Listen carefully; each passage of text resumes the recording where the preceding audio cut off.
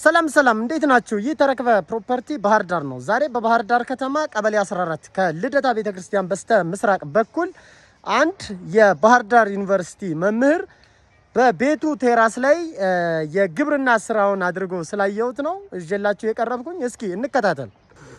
ሰላም አቶ ጉልላት መንበረ፣ እንዴት አለ? ሰላም ነህ? እግዚአብሔር ይመስገን። ተረክበ እንዴት ነህ?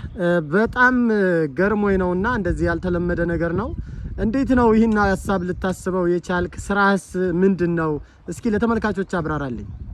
መደበኛ ስራዬ መምህር ነኝ። ባህር ዳር ዩኒቨርሲቲ ጋዜጠኝነትና ስነ ተግባቦት ትምህርት ክፍል እያስተማርኩ እገኛለሁ። ላለፉት 20 ዓመታት በባህር ዳር ዩኒቨርሲቲ በተማርኩበት ዩኒቨርሲቲ ውስጥ እያስተማርኩ ነው የምገኘው። ስለዚህ ግብርና የሙሉ ጊዜ ስራዬ ተብሎ ሊወሰድ የሚችል አይደለም። ነገር ግን የገበሬ ልጅ ነኝ። የገበሬ ልጅ እንደመሆኔ ግብርና ያለውን ክፍተትም የሚጠቅመውንም ጥቅም የማየት እድሉ አለኝ፣ እድሉ ነበረኝ። ስለዚህ ያንኑ ያደኩበትን አስተዳደግ ነው ከፍ አድርጌ መስራት እየሞከርኩ ያለሁት። አሁን የምታየኝ በቤቴ ቴራስ ላይ 3ኛ ፎቅ ላይ የተተከለ አትክልት እየተንከባከብኩ ነው። እንደምታየው 3ኛ ፎቅ ላይ ነው ያለው። በጣም አሪፍ።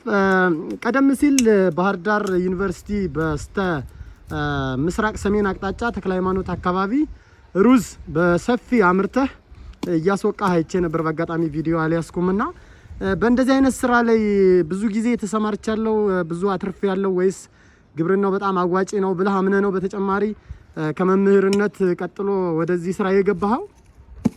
እንዳያያዙ ነው። ግብርና ያተርፋል።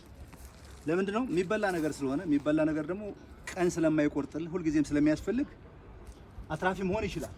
እኔ ግን ቢዝነስ ኢንተርፕራይዝ ነኝ ብዬ አላስብም። ሶሻል ኢንተርፕራይዝ ነኝ፣ ሶሻል ኢንተርፕሬነር ነኝ። ማህበራዊ ስራ ፈጣሪ አድርጌ ነው ራሴንም ወስደው። ስለዚህ አተረፈም አላተረፈም ላለፉት 7-8 ዓመታት እየሰራሁት ቆይቻለሁ። የራሴ የሆነ 1 ሄክታር መሬትም የለኝም። ከትምህርት ቤት፣ ከቤተ ክርስቲያን፣ ከተለያዩ ግለሰቦች የማይታረሱ መሬቶችን ተከራይቼ ለ3 ዓመት ለ5 ዓመት ነው እያለማሁ ያለሁት። ፍላጎቴ መስኖ ላይ ነው። መስኖ ላይ ነው እየሰራ ያለሁት። ግብርናን በአላማ ነው የምሰራው።